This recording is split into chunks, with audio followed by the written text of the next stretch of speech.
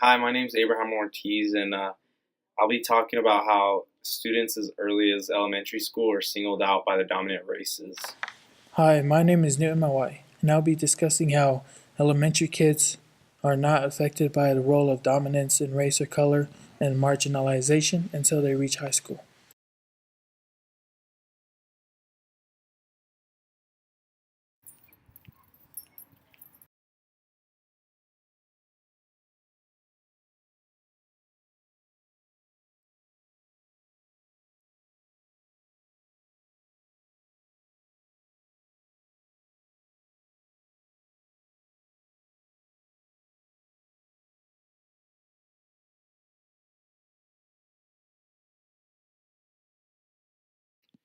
On my first day of my service learning, I was welcomed into the school by many students of color.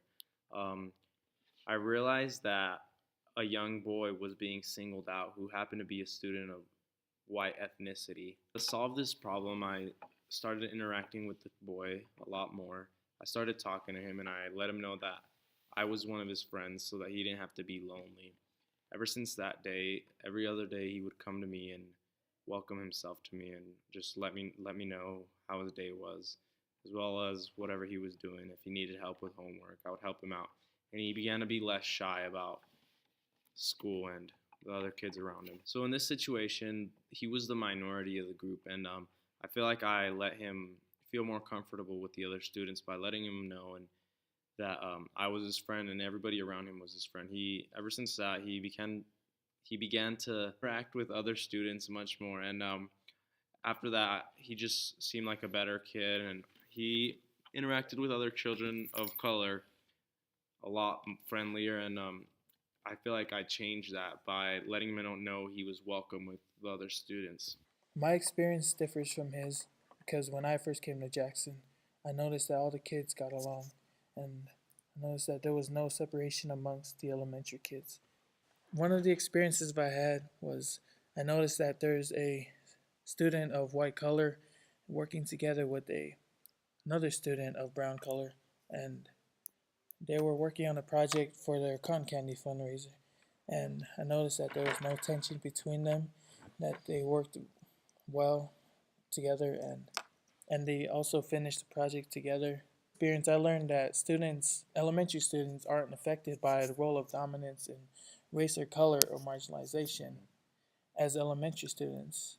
But one thing I noticed is as they start to grow up and when they reach high school, they start to see the world as it is. They start to choose sides and they see a lot of discrimination against other races, and they begin to categorize everyone. It doesn't matter what race they are, they have something against everyone else. And that's where the role of dominance. From this experience, I learned that students early on can avoid being singled out by just going ahead and talking with other students, regardless of their color. And teachers could also help out a lot by introducing the children, having them do activities together, and just mixing it up and having students of color, students of different ethnicities join together and just unite as students.